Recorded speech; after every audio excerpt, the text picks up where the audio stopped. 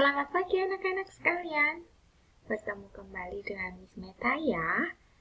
Miss Meta berharap pada pagi hari ini kalian tetap sehat dan tetap semangat. Di pagi hari yang cerah ini, kita akan belajar IPS tema 6, subtema 3 mengenai kegiatan ekonomi masyarakat di dataran rendah dan dataran tinggi.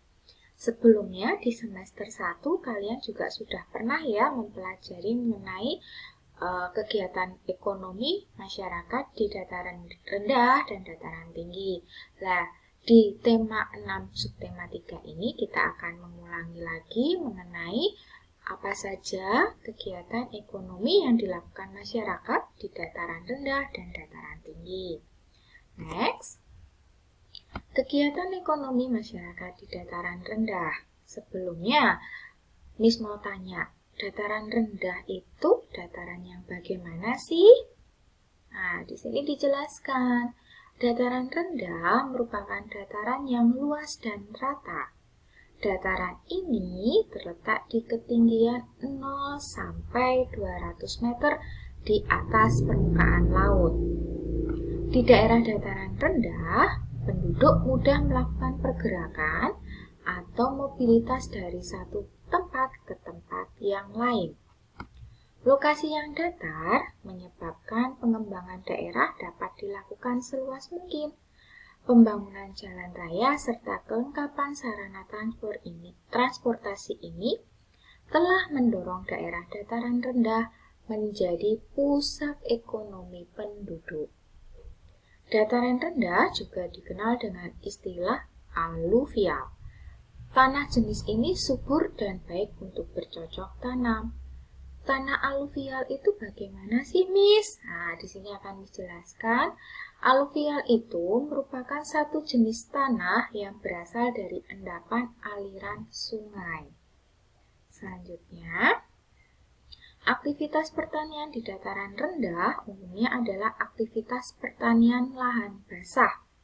Aktivitas pertanian lahan basah dilakukan di daerah yang sumber airnya cukup tersedia untuk mengairi lahan pertanian. Lahan basah umumnya dimanfaatkan untuk tanaman padi yang dikenal dengan pertanian sawah.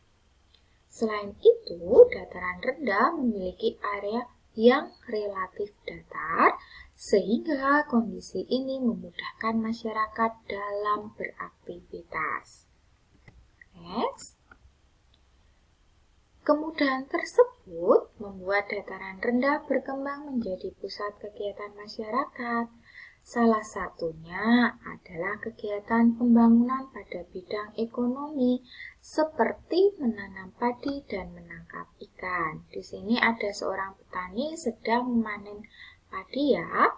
Di sini dijelaskan petani memanfaatkan lahan subur di dataran rendah untuk bercocok tanam seperti menanam padi, jagung, atau sayuran.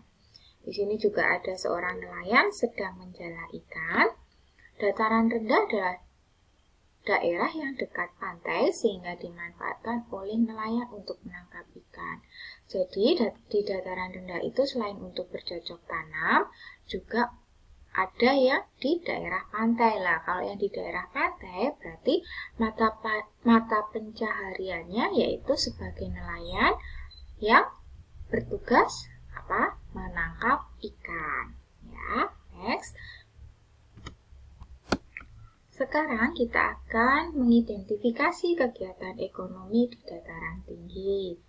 Dataran tinggi terbentuk sebagai hasil dari erosi dan juga sedimentasi atau pengendapan material yang tertimbun material-material dari lereng gunung yang berasal di sekitarnya. Aktivitas ekonomi masyarakat di dataran tinggi lebih cocok untuk perkebunan dan peternakan. Kedua kegiatan tersebut dapat dilakukan secara individu atau berkelompok. Nah, di sini ada petani yang sedang memanen teh ya, di kebun teh di sini gambarnya. Di sini dijelaskan, interaksi manusia dengan lingkungan di bidang ekonomi dipengaruhi oleh beragamnya mata pencarian masyarakat Indonesia.